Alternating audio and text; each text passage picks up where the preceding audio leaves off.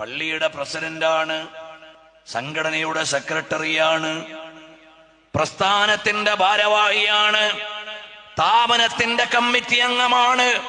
പക്ഷേ മകളുടെ കല്യാണത്തിന് ദീനില്ല, മകന്റെ കല്യാണത്തിന് മതമില്ല, വീട്ടിലെ ആചാരങ്ങൾക്ക് മതം ബാധകമല്ല. അയ്യോ, കഷ്ടമായി പോയല്ലോ. എവിടെ പോയി നമ്മുടെ ഇലാഹി വിചാരം? ഇവിടെ എനിക്ക് റബ്ബ് തന്നതാണ് എന്റെ മോള്, റബ്ബ് തന്നതാണ് എന്റെ സ്വത്ത്, റബ്ബ് തന്നതാണ് എന്റെ സ്ഥാനം, റബ്ബ് തന്നതാണെല്ലാം. ആ റബ്ബിനെ മറന്നിട്ട് മോളെ കല്യാണം, എത്ര സങ്കടമാണ്.